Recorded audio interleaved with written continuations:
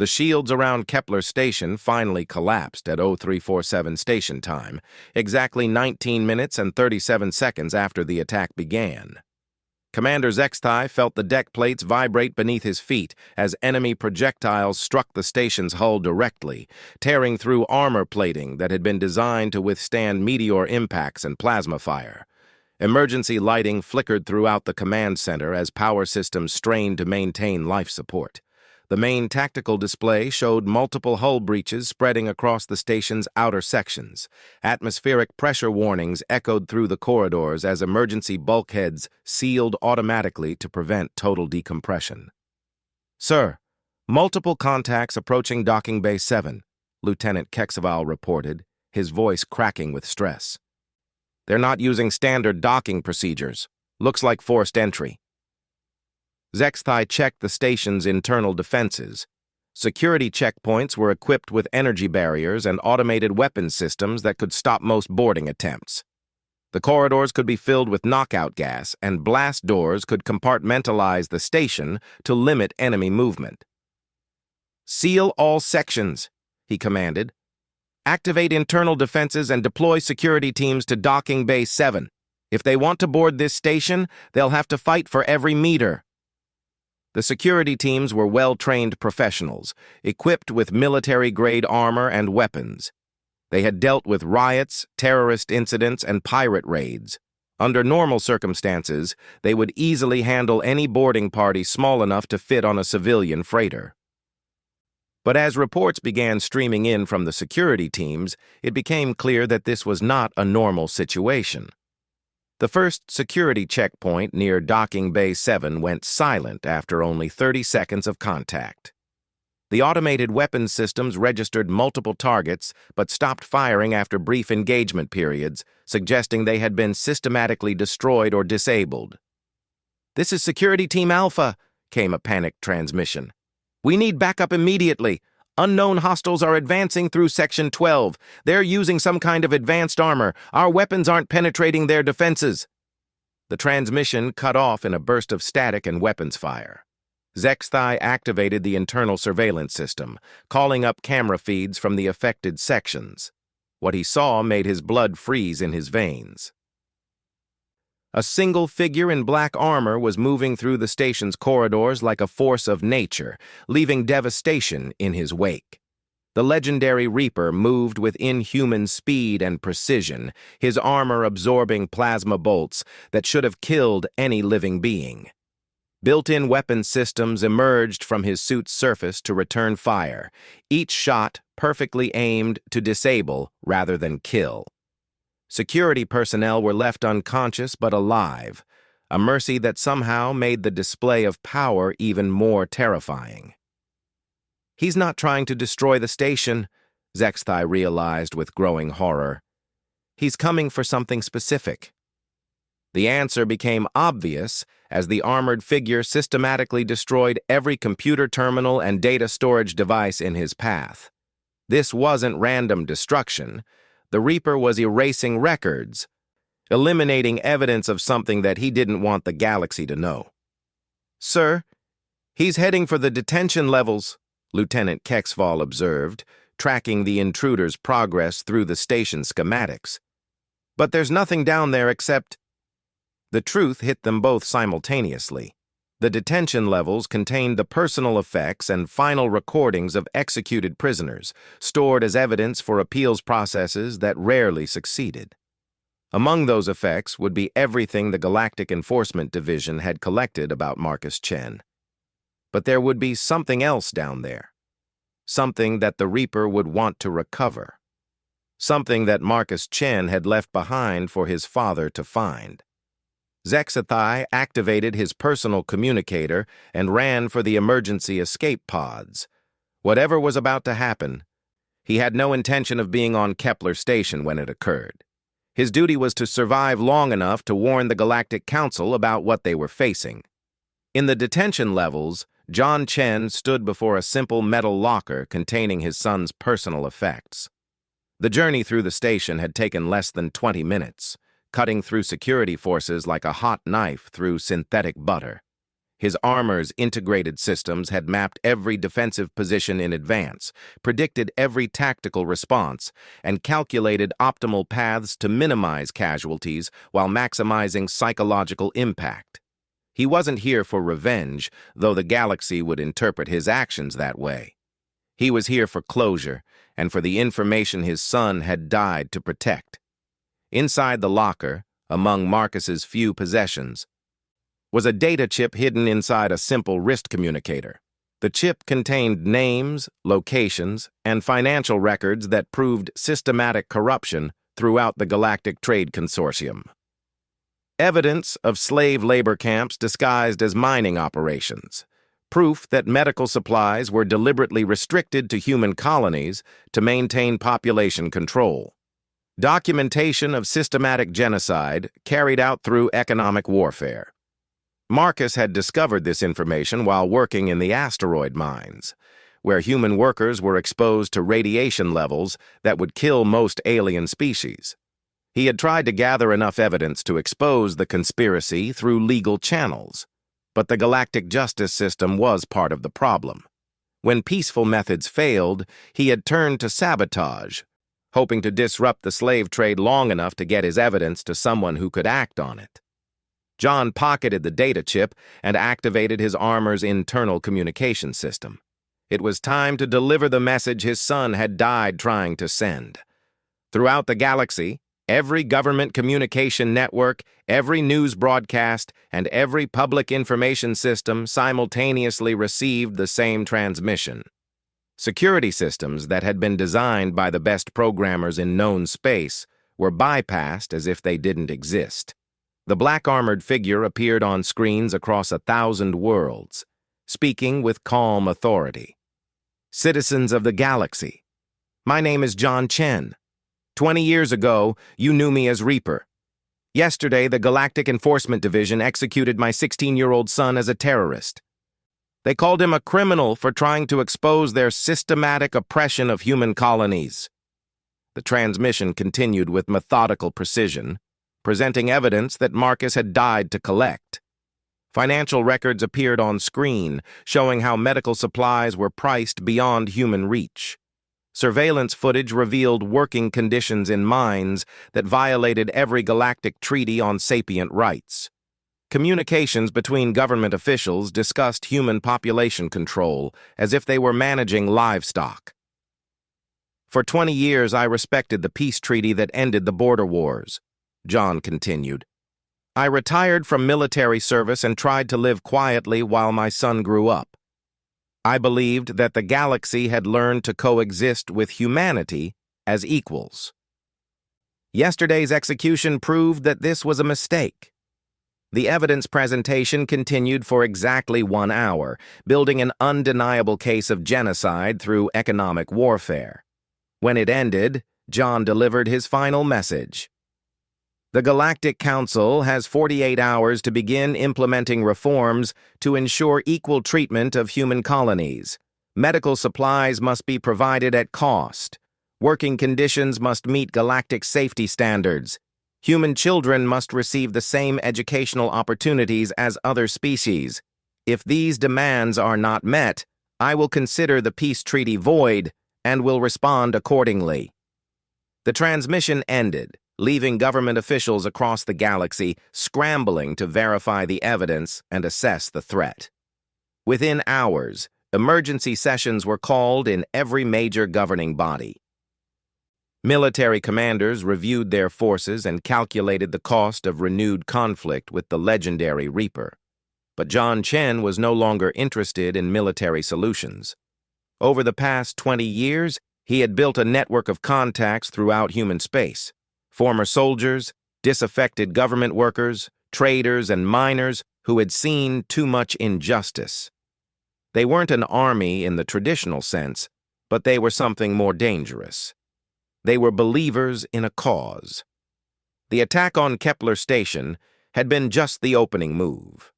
Across the galaxy, similar strikes were occurring at key facilities involved in the oppression of human colonies. Not random terrorism, but surgical strikes designed to cripple the economic systems that kept humanity in chains. Commander Zexthai's escape pod was recovered 3 days later by a passing merchant vessel. His testimony before the Galactic Council painted a terrifying picture of humanity's dark protector. The being called Reaper had returned from retirement with capabilities that exceeded even the legends. More importantly, he was no longer fighting alone. The Galactic Council faced an impossible choice. They could meet the Reaper's demands and risk appearing weak before other species who might follow humanity's example. Or they could refuse and face a renewed war against an enemy who had already proven capable of striking anywhere in their territory. In the end, pragmatism won over pride. Human colonies began receiving medical supplies at cost. Safety inspectors arrived at mining operations that hadn't seen oversight in decades. Educational opportunities opened up for human children who had been destined for lives of manual labor. The reforms weren't perfect, and they weren't implemented everywhere immediately. But they were a beginning, a crack in the system that had kept humanity subjugated since first contact, and everyone knew that the Reaper was watching, waiting to see if his son's sacrifice had accomplished what peaceful methods could not. John Chen had gotten his revenge, not through destruction, but through the one thing his enemies feared most: the truth. Marcus had died believing his father was gone, but his sacrifice had awakened something that the galaxy had hoped was buried forever. The protector of humanity had returned, and the balance of power would never be the same. The first sign that something was wrong came 18 hours after the execution. Commander Zexthai was reviewing routine patrol reports when his aide burst into the command center without announcing himself, a breach of protocol that would normally result in disciplinary action. "Sir, we have a problem," Lieutenant Kexaval gasped, his usually perfect posture crooked with panic. "The outer sensor grid is reporting multiple system failures. Automated cargo haulers are going off course. 3 patrol ships have missed their scheduled check-ins." Zexthai set down his datapad with deliberate calm. In 30 years of service, he had learned that panic was contagious among junior officers. "System failures happen, Lieutenant. Solar flare activity has been high this cycle. As for the patrol ships, run a communication sweep. Probably just equipment malfunctions." But even as he spoke, Zexthai felt an uncomfortable tightness in his thorax. The sensor grid around Kepler Station was redundantly engineered, with backup systems for the backup systems. For multiple components to fail simultaneously would require either a massive solar event that should have been predicted days in advance or deliberate sabotage. The communication console chirped with an incoming priority message. Lieutenant Kexval activated the display, and the image of Captain Thysera appeared in holographic form. She commanded the patrol vessel Righteous Fury, one of the 3 ships that had missed their check-ins. "Kepler Control, this is Righteous Fury." Captain Thysera's voice was strained, and the image flickered with interference. "We have encountered an unknown vessel, approximately 200,000 kilometers from Sector 7 patrol route. Ship profile does not match any known configuration in our databases. It appears to be some kind of modified freighter, but our scans are being actively jammed." "Can you identify the ship's origin?" Zexthai asked, though he already suspected the answer. "Negative, Control. The vessel is maintaining distance but shadowing our patrol route. We've attempted to hail them multiple times with no response, requesting instructions for engagement." Before Zexthai could respond, alarms began blaring throughout the command center. The main tactical display lit up with warning indicators as sensor operators reported contact with multiple unknown vessels throughout the system. They appeared to be freighters and civilian craft, but they were moving in coordinated patterns that suggested military training. "Sir," one of the sensor technicians called out, "I'm reading massive power signatures from these unknown contacts. Whatever modifications they've made to those civilian ships, they're packing serious firepower." The communication with Captain Thysera suddenly cut off, replaced by static. Emergency beacons began transmitting from the location of her patrol ship, indicating catastrophic hull breach and life support failure. In less than 60 seconds, the Righteous Fury and its crew of 47 had been completely destroyed. "Red alert!" Zextai commanded, his voice echoing throughout Kepler Station. "All civilian traffic is grounded. Military vessels are to return to base immediately. Activate defensive shields and prepare weapons systems." Kepler Station was not designed as a military fortress, but it carried enough defensive armament to fend off pirates or raiders. Energy shields could protect against most conventional weapons, and the station's plasma cannons could destroy anything smaller than a battlecruiser. Under normal circumstances, Zextai would feel confident about the station's ability to defend itself. But these were not normal circumstances. As reports continued to stream in, it became clear that the attacking force was not behaving like typical raiders. They showed intimate knowledge of galactic enforcement patrol routes and defensive protocols. They targeted communication relays with surgical precision, cutting off Kepler Station's ability to call for reinforcements. Most disturbing of all, they seemed to know exactly where the station's defensive blind spots were located. "Sir, incoming transmission on emergency frequencies," Lieutenant Kexval reported. "It's being broadcast on all channels simultaneously." "Put it through," Zextai ordered. The main display activated, showing a figure in matte black armor that seemed to absorb light. The helmet's faceplate was completely opaque, revealing nothing of the person underneath. When the figure spoke, voice modulators disguised any identifying characteristics, leaving only cold, mechanical words. "Kepler Station. You executed an innocent boy yesterday. You called him a terrorist, but he was just a child trying to protect his people from slavery and exploitation. You killed him in public to send a message to other humans who might dare to resist your oppression."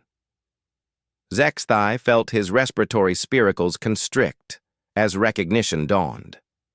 The armor was different from intelligence reports, upgraded and modernized, but there was no mistaking the legendary appearance. Somehow, impossibly, the Reaper had returned. The figure continued speaking, each word delivered with quiet precision. "I am here to send a message of my own. The boy you killed was named Marcus Chen. He was my son. My name is John Chen, but you might know me by another name. Today you will learn why the Galactic Council was so eager to make peace 20 years ago." The transmission ended, leaving the command center in stunned silence. Several junior officers looked to Zextai for guidance, but he found himself temporarily paralyzed by the implications. If this really was the legendary Reaper, then Kepler Station was facing not just a military attack, but a supernatural force of destruction that had single-handedly changed the course of interstellar war. The tactical display updated with new contact information. The unknown vessels were moving into attack formation, their approach vectors carefully calculated to avoid the station's heaviest defensive weapons. Whoever was commanding them had obviously studied Kepler Station's defensive capabilities in detail. "Sir, what are your orders?" Lieutenant Kexval asked, his voice tight with barely controlled fear. Zextai forced himself to think tactically.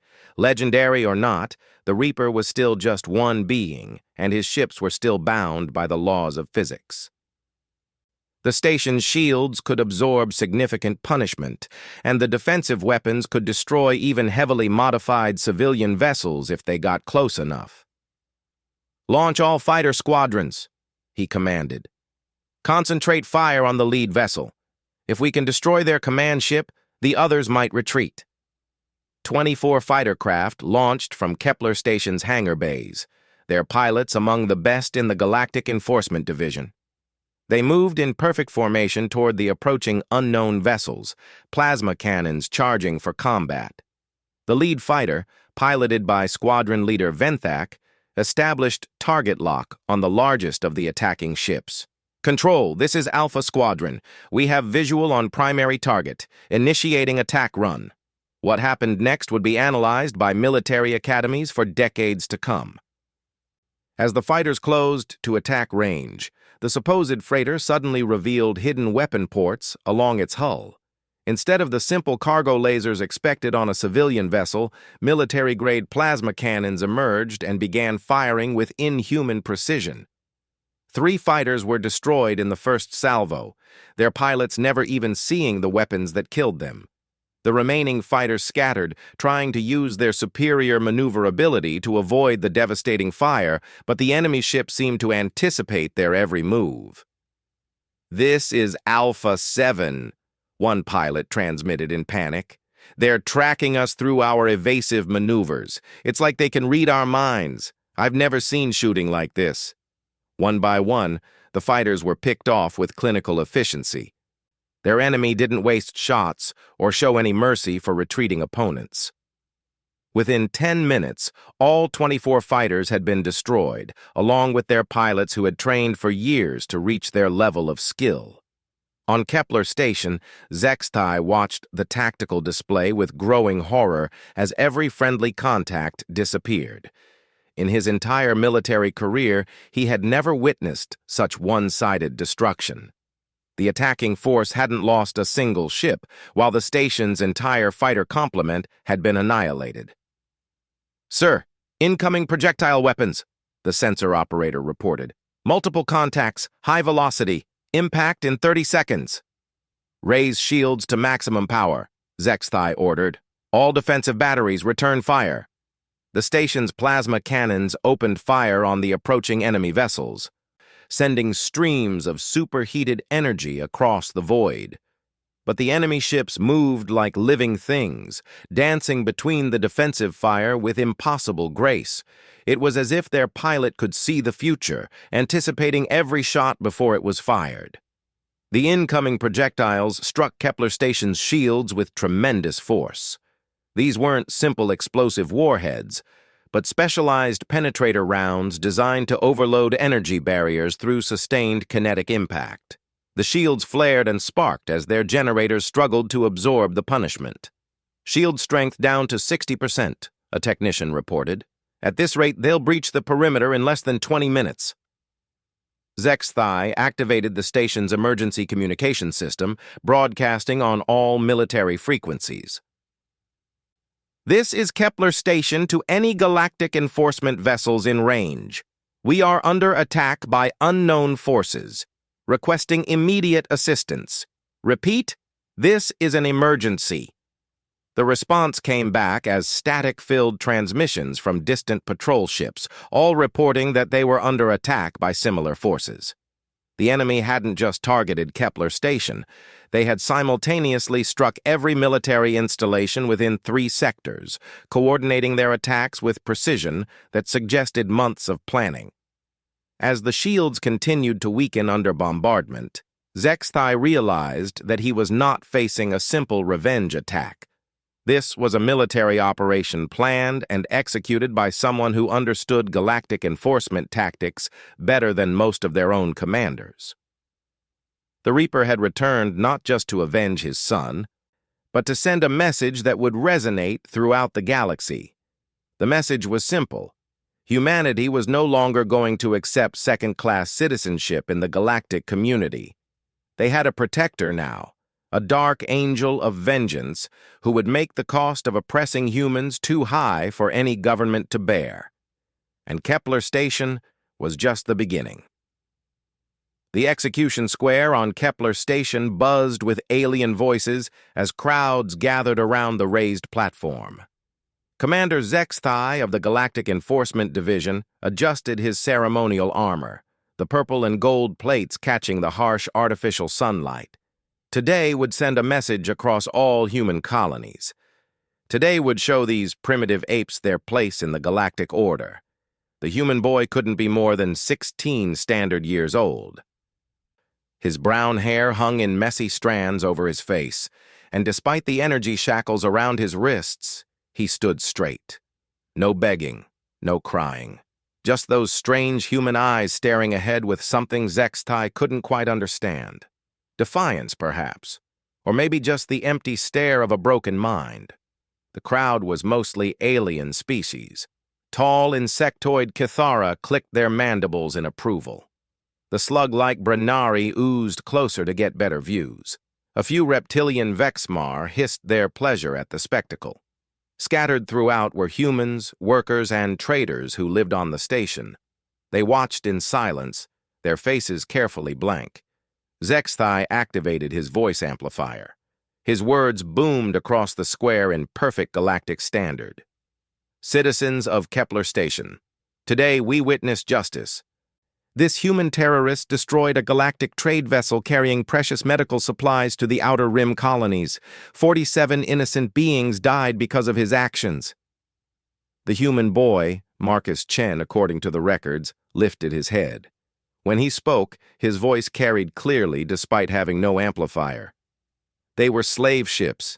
Those medical supplies were going to colonies where humans work 18 hours a day in mines that poison their lungs, where children die of diseases that could be cured with basic medicine if the Galactic Council didn't tax it at 800% for human colonies.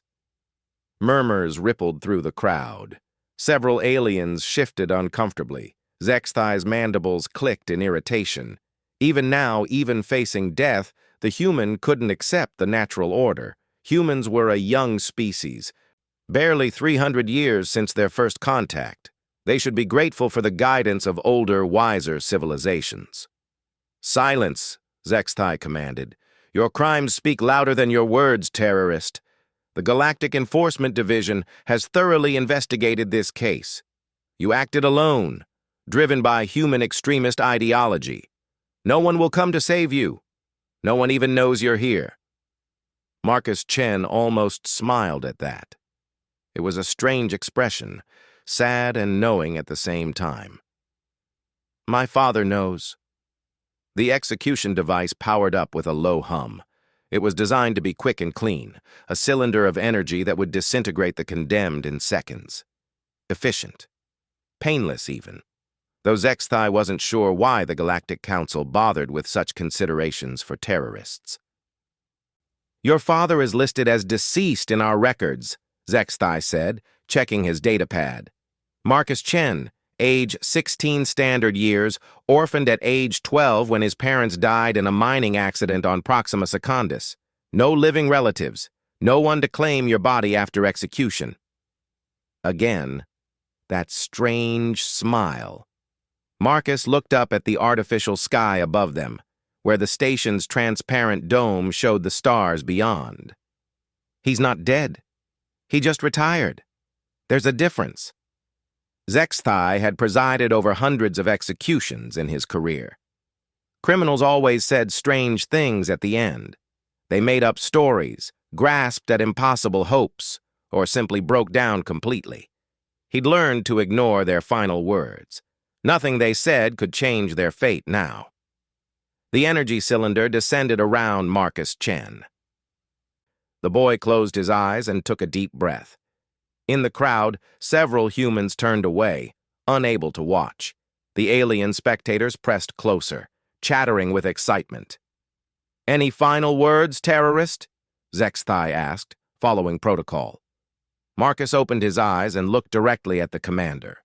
When he spoke, his voice was steady and clear. "Tell the Galactic Council that Marcus Chen died here today. Tell them his father was a man called John Chen. They might remember him by his old call sign from the Border Wars. Tell them Reaper is coming." Zexthai's blood went cold. Every being in the square who understood galactic standard had gone silent. Even the chattering aliens stopped their noise.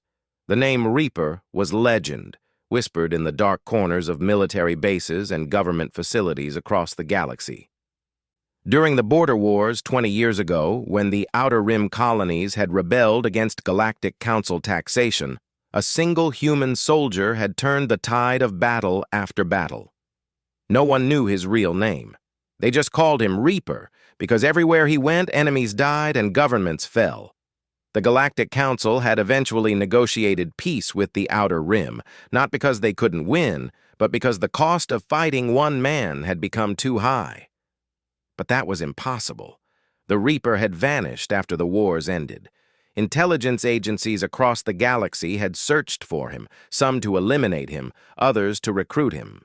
No one had ever found so much as a trace. Most experts believed he had died years ago, probably on some unnamed battlefield or in some forgotten conflict. "Execute him," Zexthai commanded, his voice slightly hoarse. It had to be a lie. A desperate gambit by a doomed terrorist trying to save himself with a famous name. The execution beam fired. Energy coursed through the cylinder, and Marcus Chen's body dissolved into particles of light. In seconds, nothing remained but empty air and the faint smell of ozone. The crowd began to disperse, but the silence lingered. Even the aliens seemed subdued now, as if they sensed something had changed in those final moments. Zexthai ordered his guards to clear the square and filed his official report. Terrorist Marcus Chen, executed for crimes against the Galactic Order. Case closed. But as he walked back to his command center, Zexthai couldn't shake the image of the boy's calm smile, or the way he had said his father's name like a prayer, or a promise, or a threat.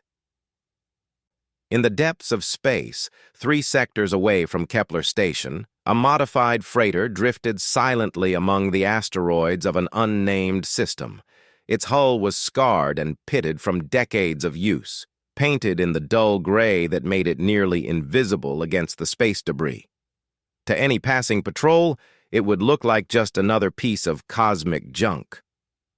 Inside the ship, John Chen sat in meditation pose on the bare metal floor of what had once been the cargo hold. His graying hair was pulled back in a simple knot, and his weathered hands rested calmly on his knees. He wore plain gray clothes that could have belonged to any freighter captain or asteroid miner. Nothing about him suggested he had once been the most feared soldier in the galaxy. His eyes opened slowly, focusing on the simple shrine he had built in the corner of the room. Pictures of his wife Sarah and his son Marcus sat beside burning incense and offerings of rice and tea. A family photo showed all 3 of them together, taken just months before the mining accident that had supposedly killed John and Sarah Chen. The accident had been necessary. The Galactic Enforcement Division had been getting too close to his real identity.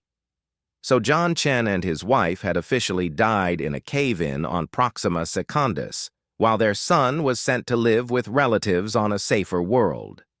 It was the only way to protect Marcus from his father's enemies. Except there had been no relatives. Marcus had ended up in a government facility for orphaned humans, where conditions were deliberately harsh to build character, according to Galactic Council educational philosophy.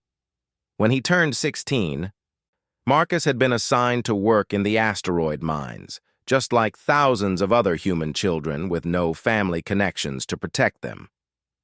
John's meditation was interrupted by a soft chime from his communication console. He rose smoothly and activated the encrypted channel he had been monitoring for years. The message was brief, transmitted through a chain of anonymous relays that made it untraceable. Marcus Chen, age 16, executed today on Kepler Station for terrorist activities against the Galactic Trade Consortium. Execution carried out by Commander Zexthai of the Galactic Enforcement Division under authority of Military Justice Code 77 Alpha. John read the message 3 times, his expression never changing. Then he walked to his weapons locker and began the process of preparing for war.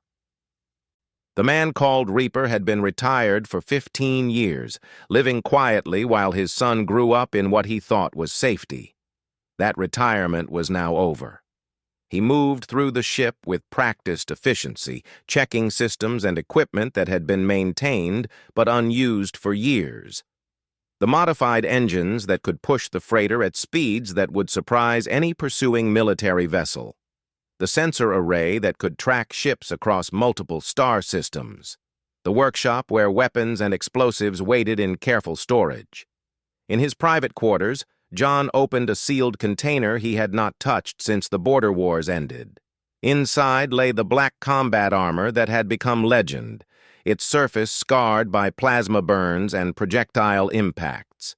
The helmet's faceplate could display targeting information directly to his retinas, or become completely opaque to hide his identity. Built into the suit were micro-reactors, weapon mounts, and life support systems that could keep him fighting for days without rest. As he suited up for the first time in 15 years, John thought about his son's last moments. Marcus had been brave, that much was clear from intelligence reports. He had accepted his fate without begging or bargaining. He had died believing his father was already dead, never knowing that help might have come if only there had been time. But Marcus had left his father a gift in those final words. By invoking the name Reaper, by connecting that legend to the Chen family name, he had given his father perfect justification for what was about to happen. The galaxy would understand why Kepler Station burned. They would know why Commander Zexthai died screaming. They would remember why the Galactic Enforcement Division had once been so eager to make peace with the Outer Rim colonies. John sealed his helmet and felt the armor systems come online around him. Targeting displays flickered to life. Weapon systems reported ready status. The neural interface that connected his thoughts directly to the ship's controls established its connection with familiar efficiency. For 15 years, he had been John Chen, retired soldier and grieving father. For the next few hours, he would be something else entirely. He would be every government's nightmare and every parent's dream of vengeance. He would be Reaper, and he was coming for them all.